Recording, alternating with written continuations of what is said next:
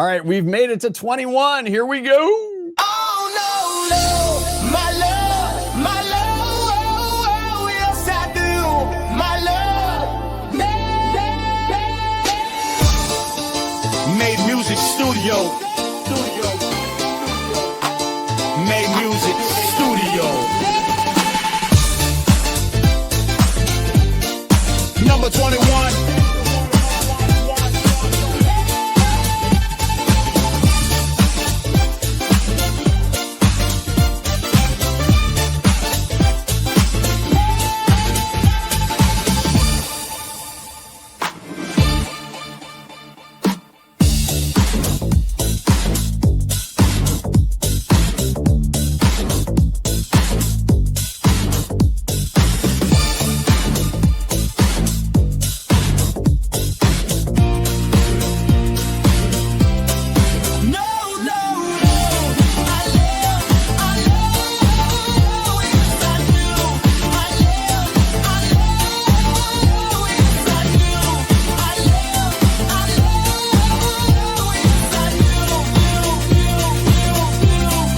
Number 21.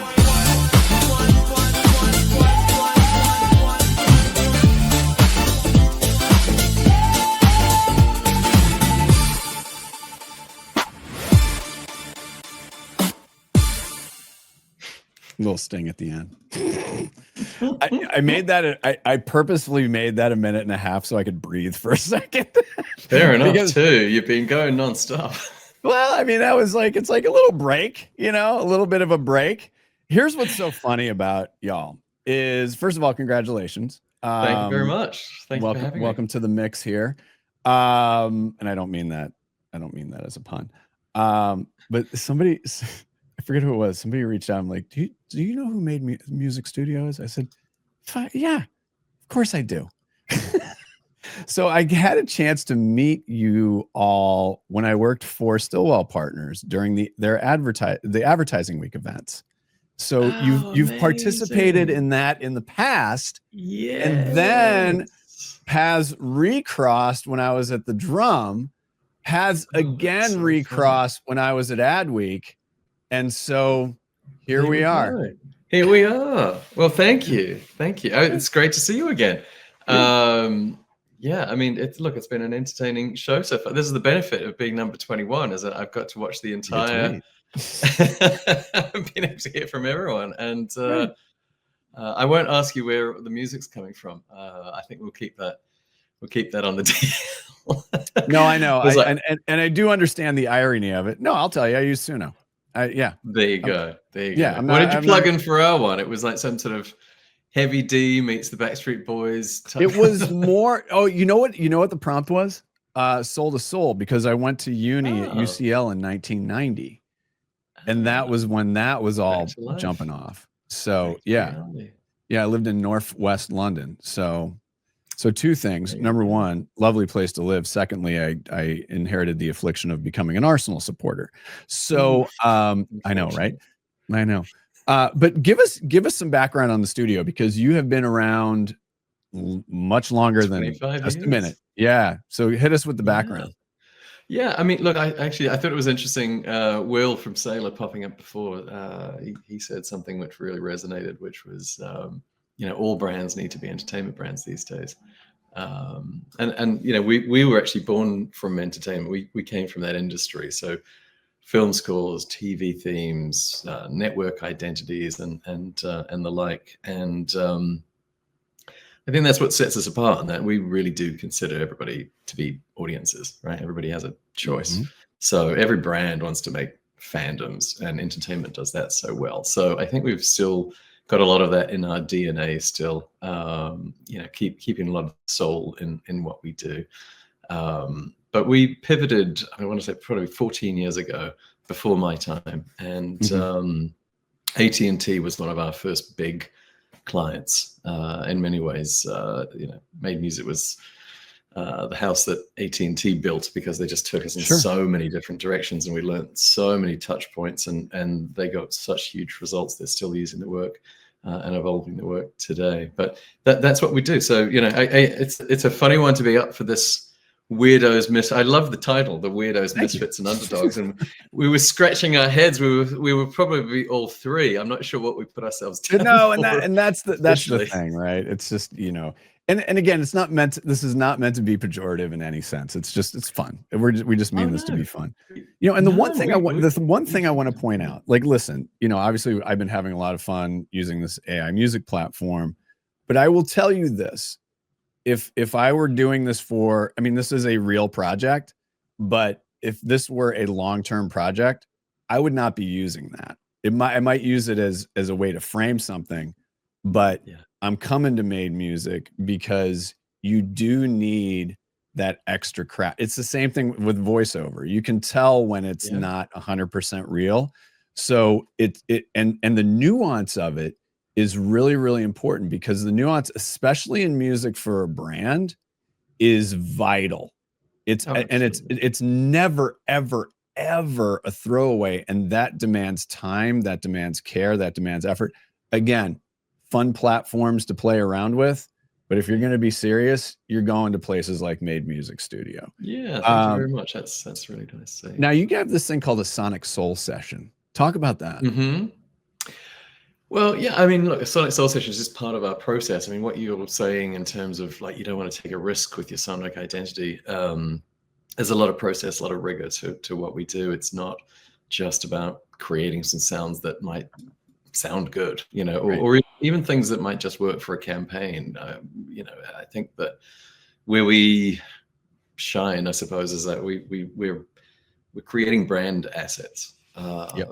And so a lot of that sort of strategy that comes to it, that we work client direct, I want to say probably about 80% of the time, and they are the experts. They know everything about their brand, the brand truths, the attributes, everything that they want. And for us, it's a real, it's a puzzle in a way. We become almost like musical method actors, just understanding everything that they've built visually from the brand, figure out a way to translate that into sound and music. But make sure that it's very, very structured, strategic, based in data. We do a lot of research to make sure that this what we create works. So the Sonic Soul session is probably one of the more fun elements to it. It's almost like a visual mood board, reference session. And so when we've gone away and we've digested the brand and we've become that just as much as we can understand inside and out about the brand, we come to that session not just with what we've found and thought starters and start to sort of build out the concepts and the frameworks and where this can all sort of come together, but we play a lot of music and we create a lot of music, and we get people's real sort of gut reactions, and a lot of time this is the first time people have ever even worked with music beyond working with their ad agency and proving a track or something. So it's a bit of a let us get to know you, you know us, we figure out a mutual language, we create the foundation so they can start to believe and hear their brand within what we're trying to create. So that's what the soul session is, and it's got a good catchy name to it, so people like tuning in for that.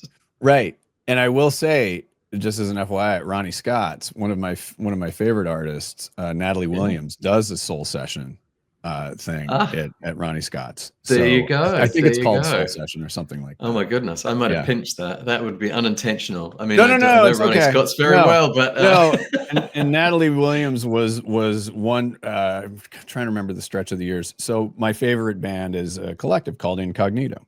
And fantastic. Yeah. So like with Brand New Heavies and Incognito and that whole scene. That whole scene, that's my jam. But so she was part of that collective as one of the singers, and it's remarkable. So you've worked with John Williams and John Legend.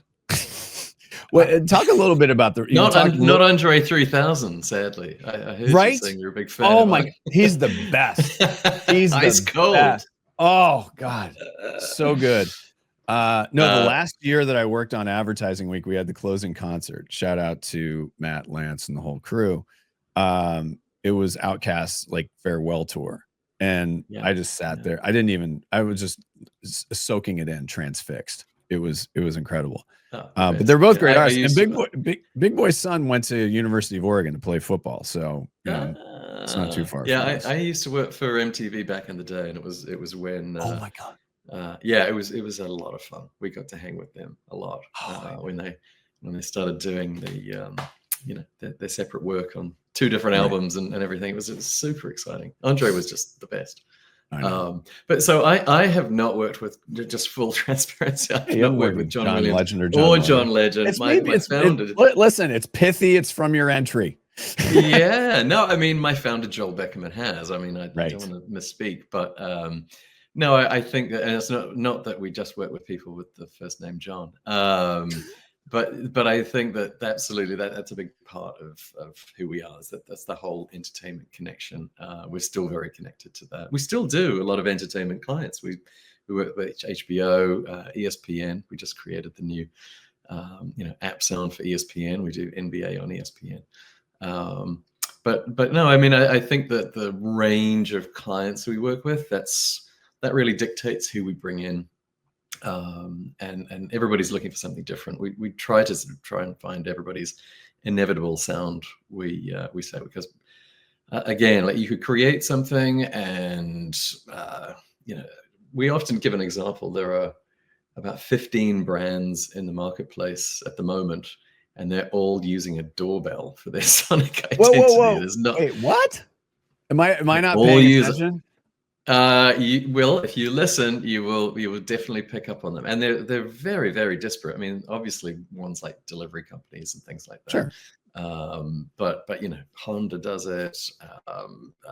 Rocket Mortgage does. I mean, there's just all of these brands, and I think that's the issue, right? When everyone's like, "Oh, I've got an idea. Why couldn't it just be that?"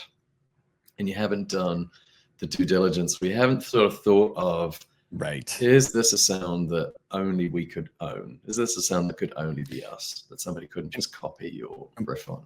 Exactly. So, and one thing that you said earlier is really, really important, because there is that thing of, okay, we want to align to the brand and or the project, but you talked about research, and that's really, really important.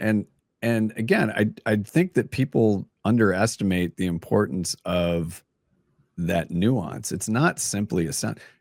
Listen, Intel, when it was going great, yeah, I can't speak to the business, but the marketing was really good. That was a legendary sonic ID. When an Apple computer boots, same deal. Absolutely. Like those stuff. Netflix has nailed some good stuff. Yeah. I like the Apple TV sonic. Yeah, so do I. No, I mean, Apple's interesting, because the Apple TV is definitely like a it's playing around with the memory trigger from when you turn on your laptop. It's actually very, very similar construction. That one note. HBO. But the researchers, look, before I started at the company 6 years ago, I was a bit of a doubting Thomas naysayer as well. I mean, I think that there was something about the rigor of Made Music Studio and the research that it's incredibly detailed and robust, because, look, again, nobody's going to be spending the amounts of money that they do to create a proper sonic identity unless they know it's going to work. And that's what we often say to the clients. Don't just make it to have it. There's no point in that. You really want to make sure that this is actually going to do a job for you, and whether or not that's advertising effectiveness or brand appeal, or we sort of construct the sound of the music to make sure it's going to deliver. So when they do the research, we almost know what the readout's going to be ahead of time, because we've been doing it for so long. Yeah, and that's what brings the confidence. I mean, that earlier thing that we were talking about the Misfits, I find it fascinating, and I think this is probably why the team said we were Misfits. Was I think for the broader industry, we do feel a little bit, even though the company's been around for 25 years, I think people are a little bit Sonic, what is this? What is it? Jingles? Where it's just the notes at the end of an ad? Like, what on earth is this? There's still like this, it can't quite be real because I can't see it. I can't wrap my head around the fact that this could be but here's the thing. Brand and very effective. Yourself, one of our members, Coop Studios in Boulder, who you should know, they're phenomenal. Great. You talk to any like brand that knows, any agency that knows that it's a food group. You can't live with 100%. you can't live on Doritos alone. One of my kids' food groups. But no, it's very much the truth. And so I do think that you do have pieces of all of it, but it's, if you know, you know. Yeah. And now Well, yeah. everybody knows. Everybody knows. Well, I think also, you know, the thing that really happened during the pandemic that everybody has just agreed not to talk about anymore. But remember when we had everything taken away from us, and Zoom worlds, and we did sort of interact with things, you know, without as much visual stimulus and advertising and branding and something coming into your home.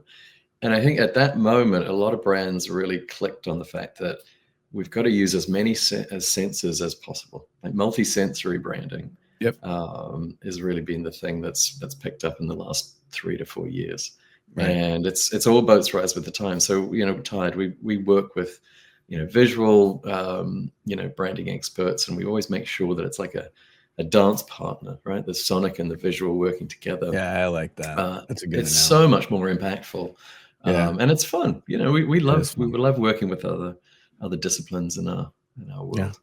Better than a sharp stick in the eye. John Tate, Made Music Studio. I want to thank you so much. I'm going to have you hang out backstage for a minute.